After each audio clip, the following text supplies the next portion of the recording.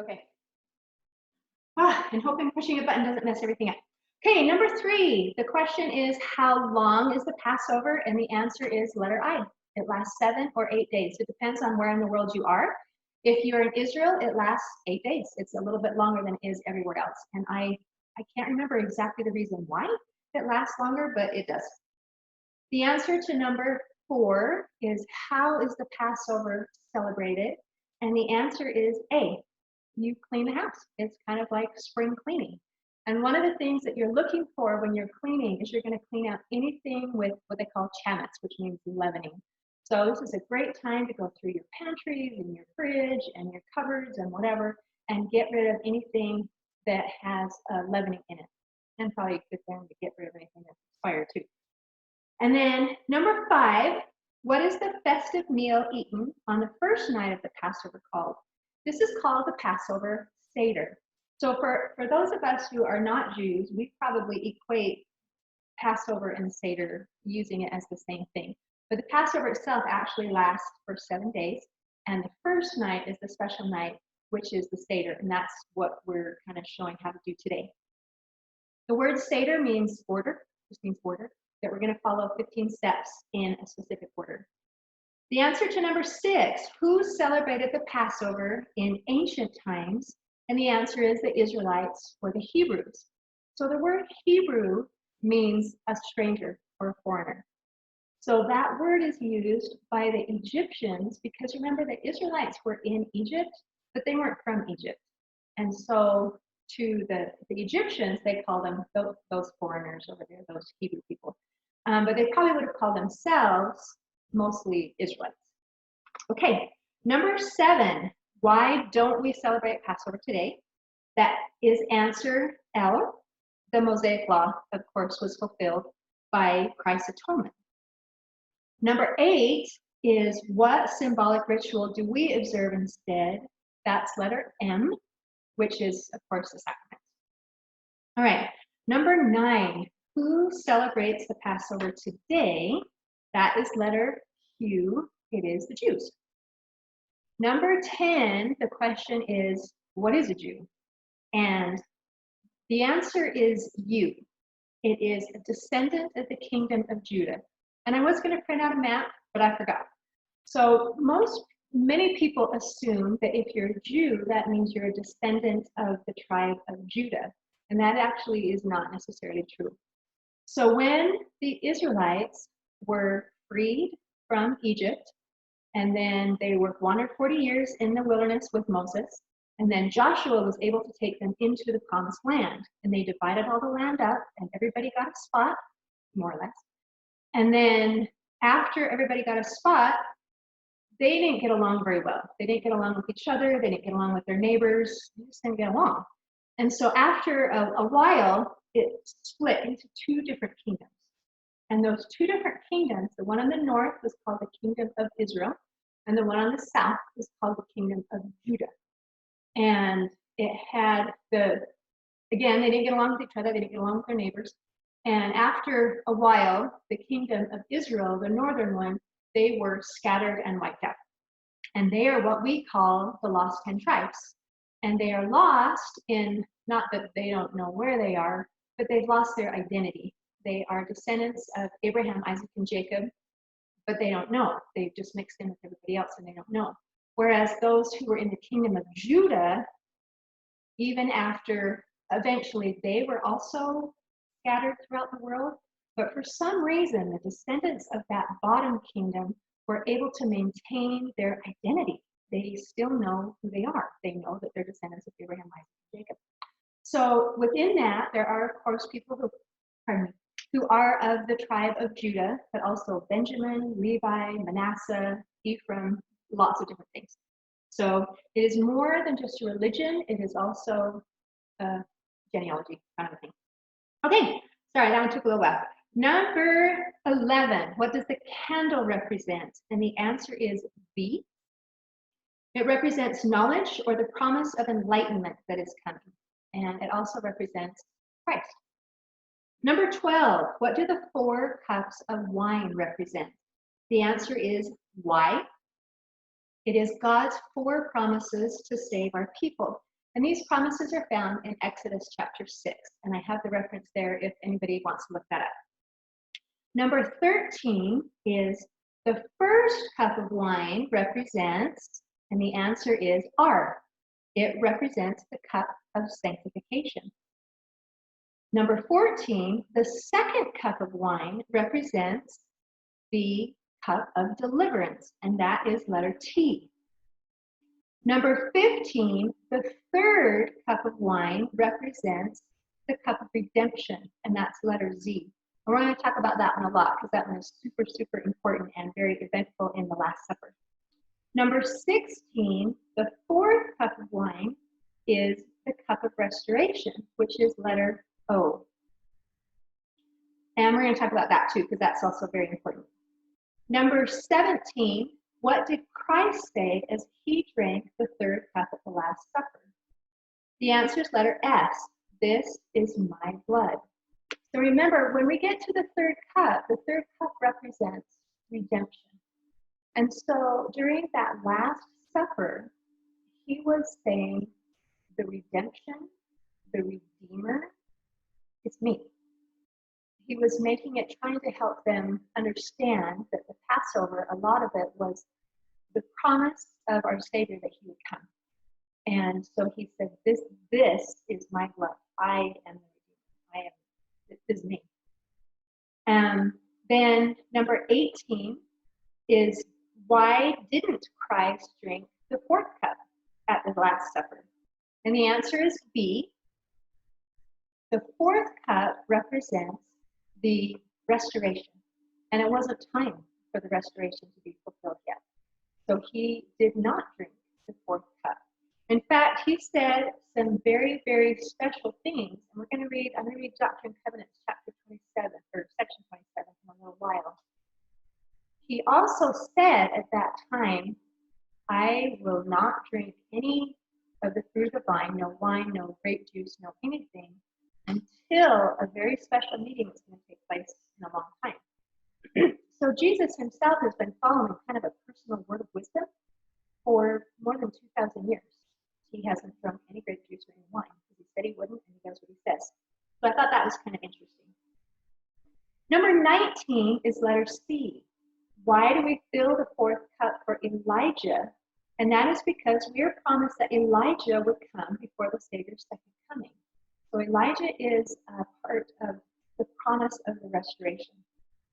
And so when we get to the fourth cup, we will fill a cup for Elijah. Now, number 20 is, when did Elijah come? The answer is F. Sunday, April 3rd, 1836. And this happened to be a day, it was Easter Sunday, and it also was during the Passover time. So they overlapped. And they don't always overlap, because Easter and Passover are both what they call movable holidays, and they follow different calendars.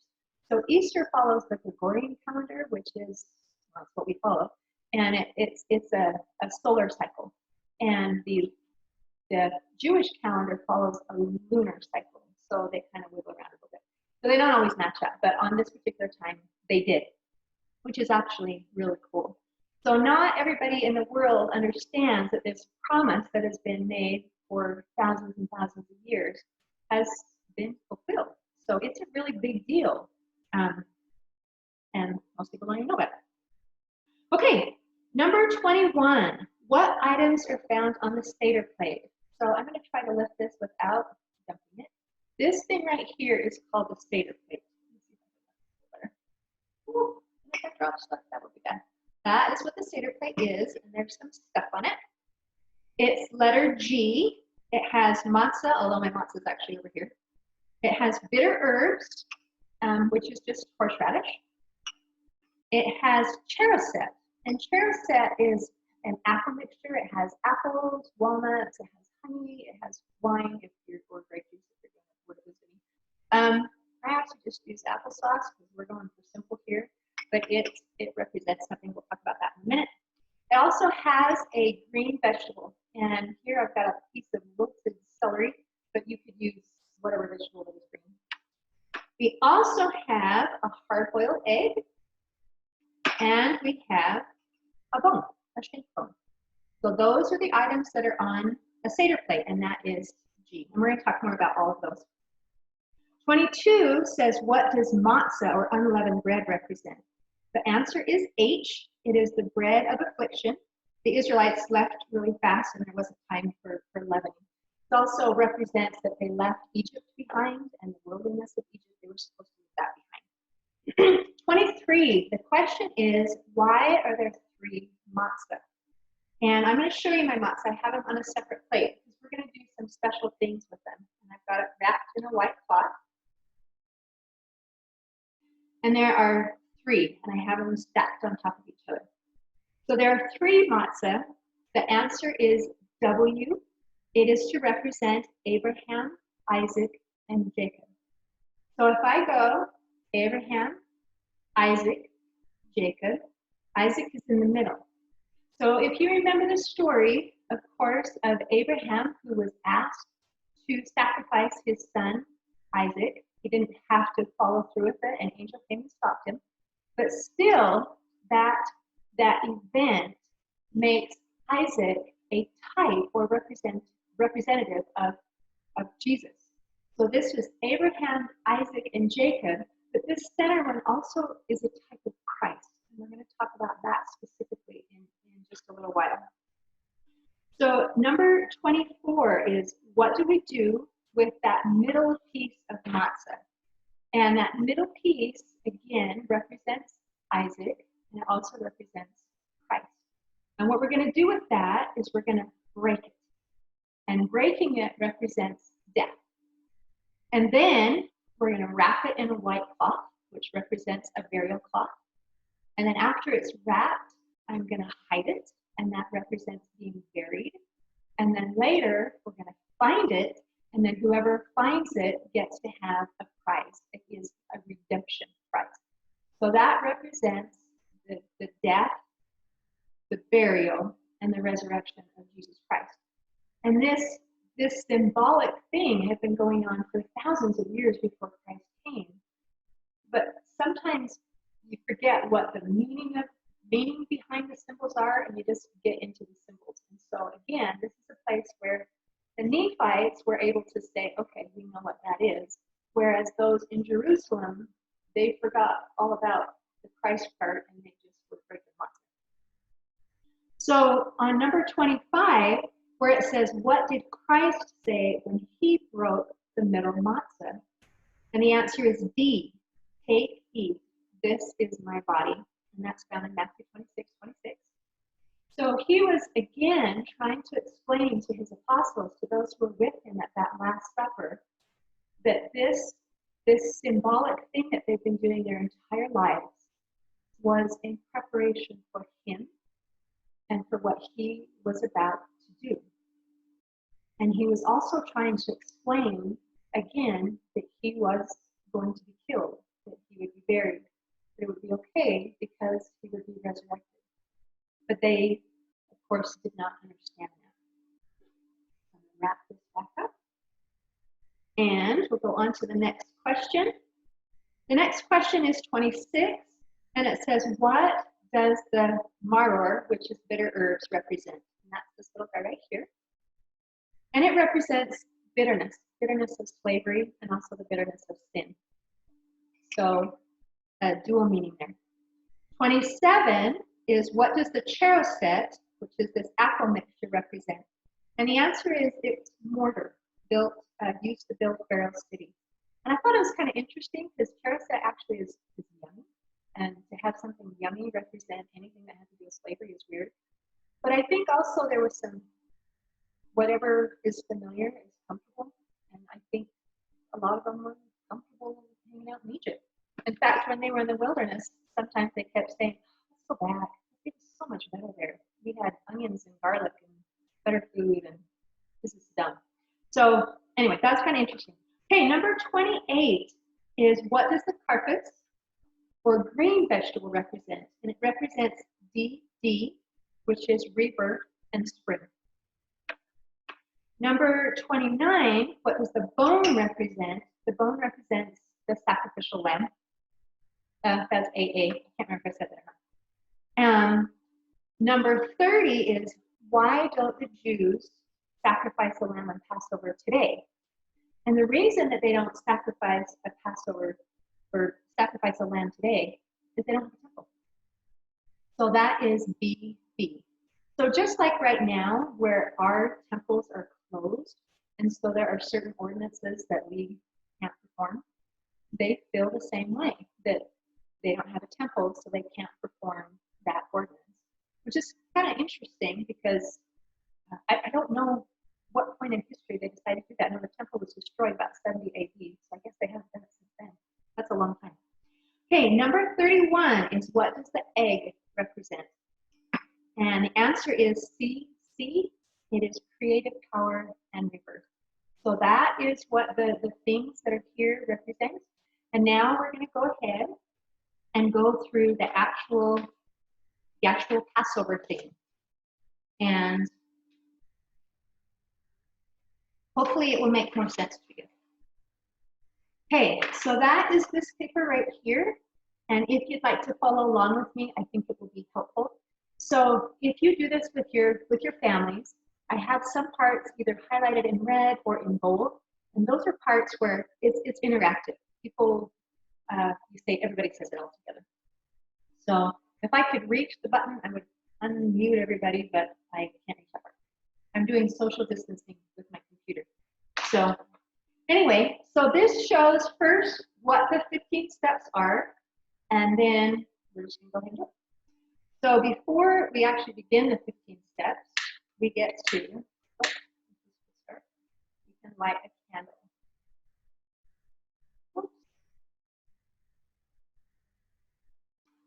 So that is the one single advantage I can think of doing it at my house instead of the church, because if I was a church, I can actually light a candle.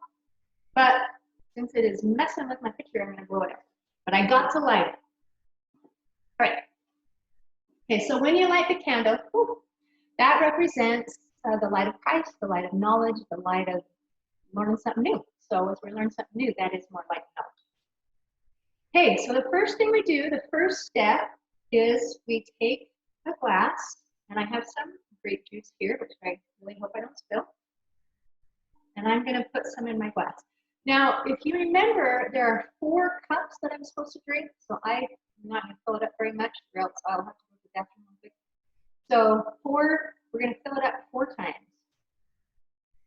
And then the first thing is you hold it up with your right hand, and then everybody together, it says a blessing. And it says, "Blessed art thou, Lord our God, ruler of the universe, creator of the fruit of the vine."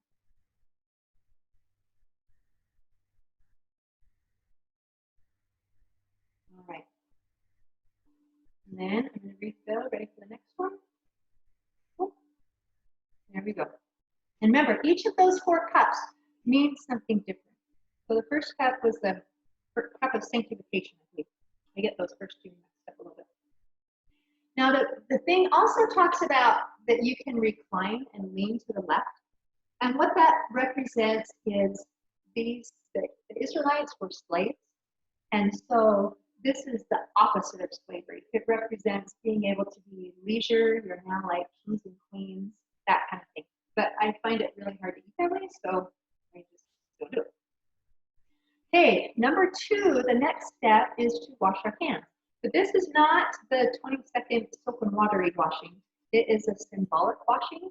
So if you've ever seen Shrek 2, kind of like that, so you just do a dippy and dry off. Okay, so one thing that is interesting about this ceremonial washing is this is a part of the Passover, but it is very, very normal to take whatever commandments God gives to people and then try to add more stuff to it, make it more fancy or more complicated or more whatever. And so the Jews, during the time of Christ, were in a state of apostasy, and they had already been adding lots of different things, so that there were rituals and things that God had to give, but the rulers gave, that everybody was doing. So if you remember in the New Testament, one of the things that the Pharisees accused Jesus of was they said, "Why doesn't he wash his hands?" And what that means is they had added more symbolic washing to other things, and he didn't do that. He very much said, I will follow all the commandments my dad gave, my father, our Father in heaven, but I have no intention of following the stuff you guys made up and added. And that offended them because they, at that point, they really couldn't tell the difference. But it didn't mean that Jesus didn't wash his hands. So just to clarify that. Okay, so that was the second step. The third step is I'm going to take a vegetable, and then I have some salt water. And I'm going to take my little vegetable and dip it in the salt water, and then I'm going to say a little blessing, and then I'm going to eat it. So the blessing is, blessed art thou, Lord our God, ruler of the universe, who creates the fruit of the land.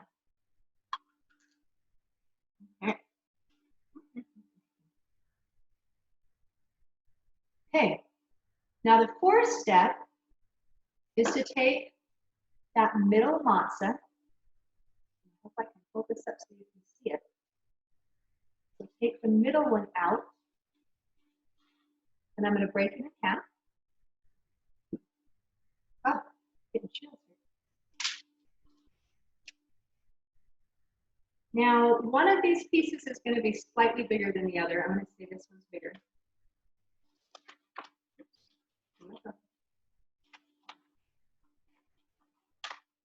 The bigger piece, I'm going to wrap in a white cloth.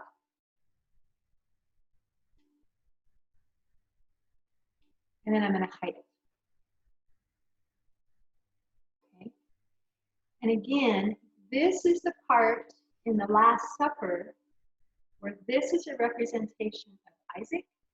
That sacrifice is a representation of the death and burial of our Savior Jesus Christ. And at this point is when he said, that is my body that will be broken. And I'm going to die. But it'll be okay because I'm coming back. Oh, it's making me tears. Okay. Sorry. Okay, now step number 5. We're going to ask 4 questions and then read the story of the Passover. And then after that, then we drink the second cup. Okay, so the 4 questions are, and if you get through this with your families, you can have family members ask the questions. So why do we eat only unleavened bread tonight? And of course, you know that that represents the slavery and the night that they had to leave without putting any leavening in. Why do we eat bitter herbs tonight? And the answer to that is it represents the bitterness of slavery and sin. Number 3, or C, sorry, is why do we dip herbs twice? Now, so far, I've only dipped herbs once. I dipped it in the salt water, but I'm going to dip one in another minute. And both of those represent parts of slavery. So the salt water represents the tears of the slaves. And I'm also going to dip in the bitter stuff, and that represents the bitterness of slavery. So that's what those are. And then why do we recline at the table tonight? And I already talked about that. That's to represent we used to be slaves, and now we've done it good. So, and then we tell the story of leaving Egypt. So our forefathers were slaves in Egypt. God brought us forth out of Egypt, where we would have remained as slaves. Long ago, Abraham's father worshipped idols. So the God of Israel brought Abraham to a new land and gave him Isaac, who had Jacob.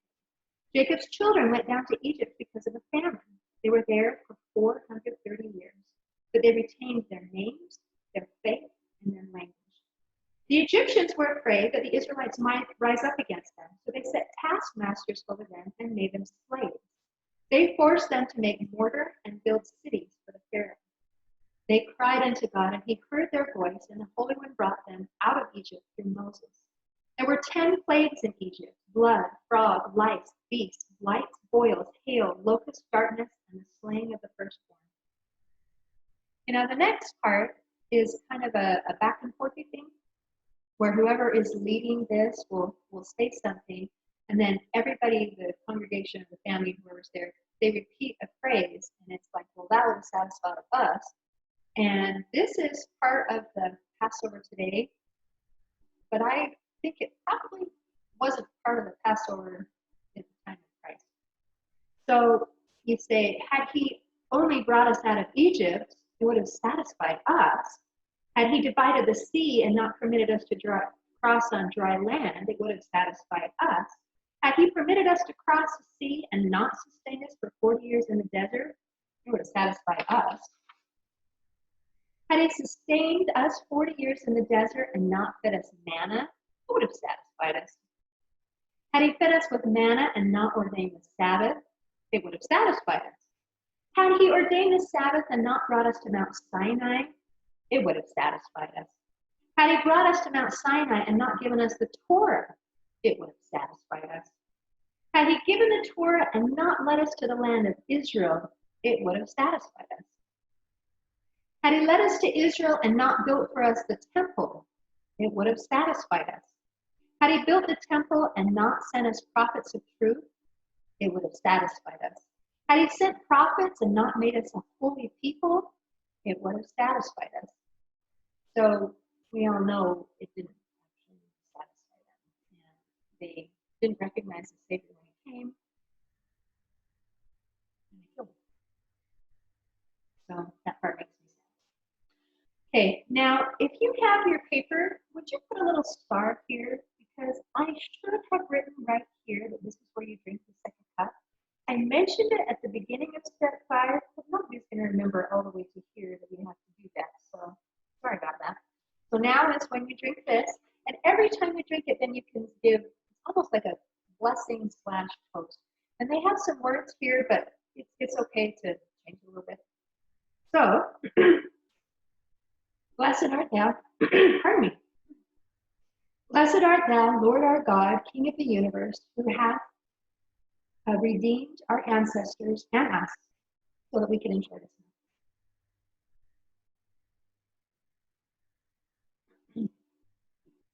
Okay, and fill. Like I say, don't fill it very much, unless you're really thirsty. Okay, step 6 is a second washing of hands. That's symbolic dippy. But this time, along with the dipping, then there's also a blessing that you say, kind of a little prayer. So here's my little dippy stuff. And it says, Blessed art thou, Lord our God, King of the universe, who has sanctified us with his commandments and commanded us to wash our hands. Why isn't that applicable? Wash your hands, wash your hands, wash your hands. Only not dippy. Okay, the next 2 things are 2 little blessings. One is on bread and one is specifically on unleavened bread, and they go right after each other. So I'm just going to go ahead and say them. Oh, I was also going to say on the matzah, I found a recipe online, and so I made some because I had time. But it's okay if you don't use this. This is we're doing just the Passover experience and not worrying about it as a religious observance. So if you want to simplify things, you can just use saltines or tortillas or whatever you have on hand. So for this next part, I'm just going to use the saltines. Blessed art thou, Lord our God, King of the universe, who brings forth the bread from the earth. Blessed art thou, Lord our God, King of the universe, who has sanctified us with his commandments and commanded us concerning the eating of matzah. And now I've read several different websites and different things. It's okay to change that blessing a little bit. So rather than saying that word for word, you could also, if it makes more sense, you could say, and he commanded us to remember the unleavened bread. Right? Okay. The next step has to do with bitter herbs. We get to eat some of this stuff. So I get to take just a vegetable and dip it in the bitter herbs, which are right here, which is just horseradish.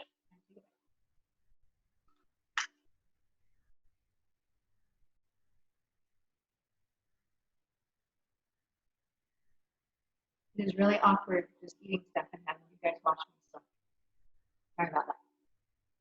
Okay, the next part is we're going to make a little matzah sandwich. So you take a piece of matzah or cracker, and I'm going to put some of the cheroset, which is the apple-y stuff.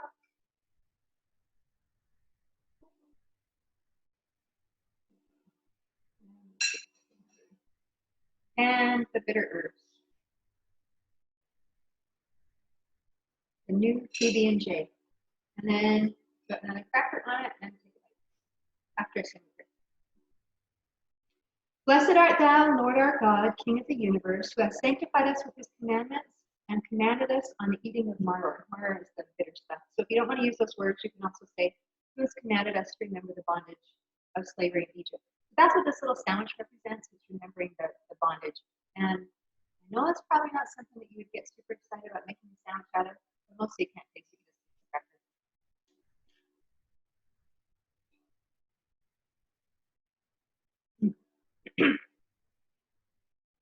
Okay, step 11 out of the 15 steps is dinner. So if you are serving a Passover dinner, now's the time where you stop all this stuff and you just eat. So some people have asked, what do you serve for a Passover meal? And the answer is basically you can serve whatever you want. Back in the olden days, like when they were doing sacrifices, it would be a lamb because that would be part of the thing. But now, since they don't do that anymore and the lamb is only represented symbolically, it is okay to serve just a meal.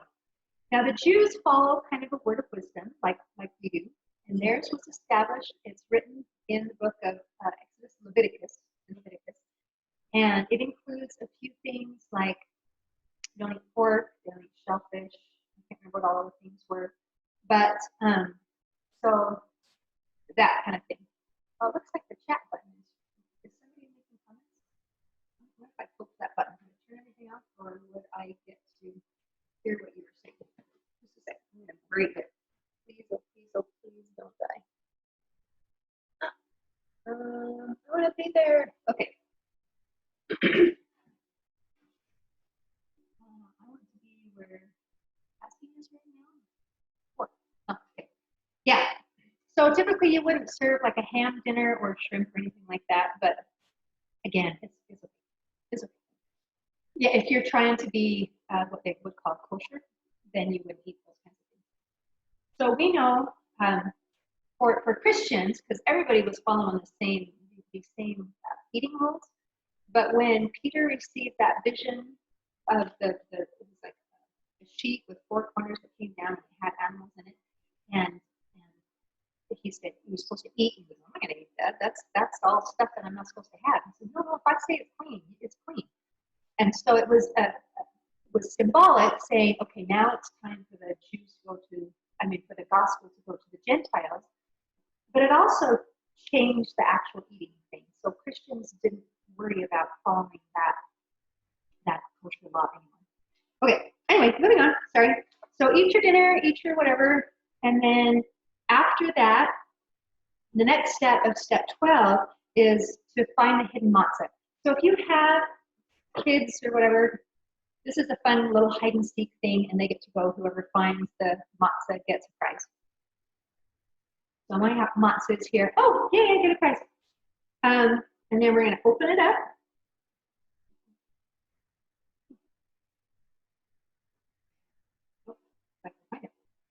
And then this part gets broken up, and then everybody gets to take just a little piece of it and eat it.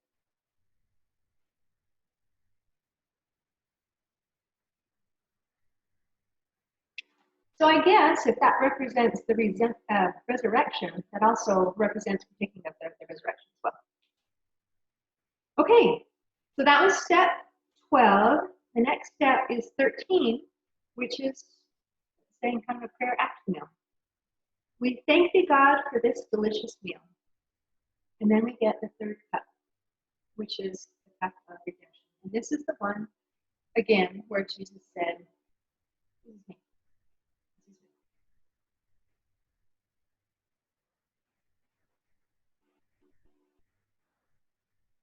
And when we partake of the sacrament today, this is what we're representing. So the sacrament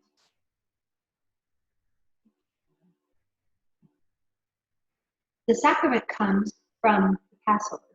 The Passover represents and remembering about two things. It is remembering the deliverance of the Israelites from bondage, and also the promise of a Christ that would come. When Jesus came, he had the Last Supper, he changed the ordinance and said, okay, from now on, The only parts that we're worrying about are just the parts that talk about me, about my blood and my body. So it's those two parts that is the sacrament that we do today. All right. I already drank my thing. Oh, and I forgot to do the prayer. Oh, well, we can say a prayer with that one too. Okay, now for the fourth cup, and I already filled mine. The fourth cup is the cup of restoration. And so we also fill a cup for Elijah, because Elijah was promised to become as part of the restoration. And he did. He did come. We are in the time of restoration right now. And then you're supposed to open the door to let him in. But right now, if I open the door, I am more likely to get the dog and the cat in than actually to get Elijah, so I'm just going to okay. All right. And then we sing a song of praise. And if we were all together, I would sing Redeemer of Israel, but I don't really want to sing it by myself. So I'm just going to read. Redeemer of Israel, our only delight, on whom for a blessing we call, our shadow by day and our pillar by night, our King, our deliverer, our all. And then it's time for the fourth cup. Before I drink this one, I'm going to share just a little bit about why Jesus didn't drink this, and also why we drink water instead of wine. So in Doctrine and Covenants, section 27, which, if you're familiar with the scriptures, which I'm sure you are, this is the section where Joseph Smith was trying to go get some wine so that they could have a sacrament service. And on the way, he had this revelation, and it changed everything. He said, from now on, we're not drinking wine, we're not drinking strong drink. This was before the word of wisdom was given. It was just, we're not going to do those things. But then he says this, behold, this is wisdom in me. Wherefore marvel not, for the hour cometh that I will drink the fruit of the vine with you on the earth, and with Marlon. And then as you keep going through, it's and Elias, and John the Baptist, and Joseph Smith will be there, and Elijah, and Joseph, and Jacob, and Isaac, and Abraham, and Adam, and Peter, James, and John, and so forth. And so this is an ordinance, a very special event that hasn't taken place yet. But we're 200 years closer than we were almost when this was written. So that's super exciting. So that is why we drink water instead of wine. And I think it's kind of interesting. The Savior himself is not drinking wine until this particular event. And we get to partake with him in part of that fast, if you will. So we don't drink wine either. And I don't know if that will change after this meeting or not, but whatever he says, we'll go along with it. So for now, I will drink the fourth cup. Blessed art thou, Lord our God, King of the universe, who grants unto us the fruit of the vine.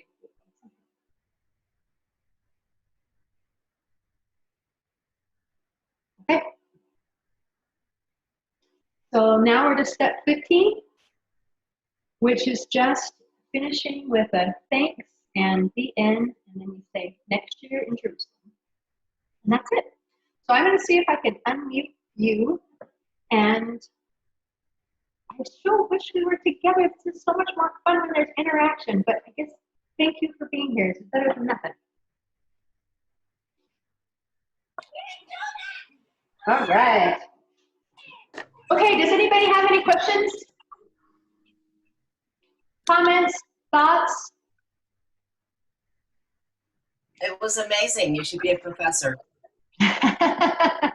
It's Your doctor's hi for you. Thanks.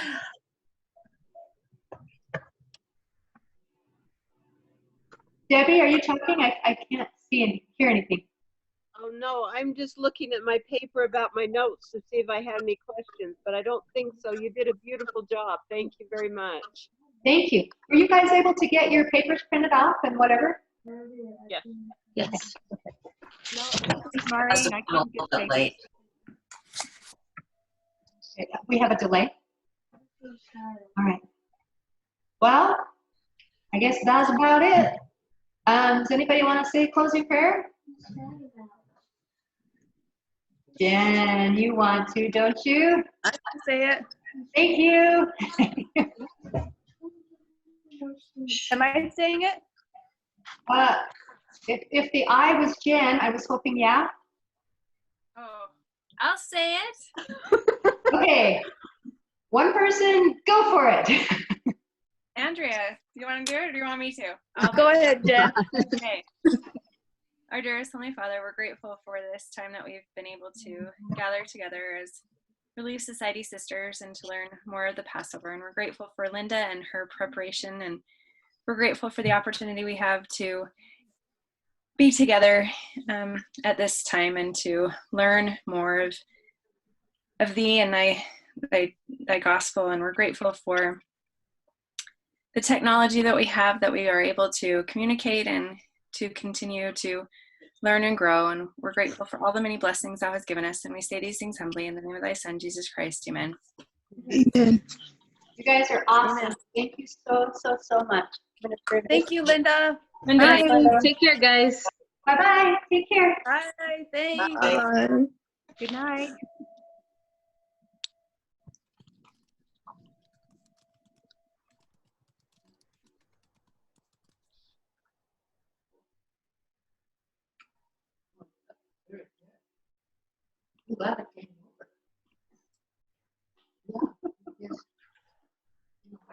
That was amazing, Aunt Linda. Oh, Chelsea, thank you. Thank you, thank you. I so, so, so appreciate you being here and being part of it and your kindness. You are the best. Thanks. It was super fun. I don't really know a lot about the Passover, so it was fun to, experience it in a little part. It was cool. Yeah. Maybe next year we'll get to do it as Relief Society activities. We're not all locked inside. Right? Yeah. I was just doing pretty big, but I hope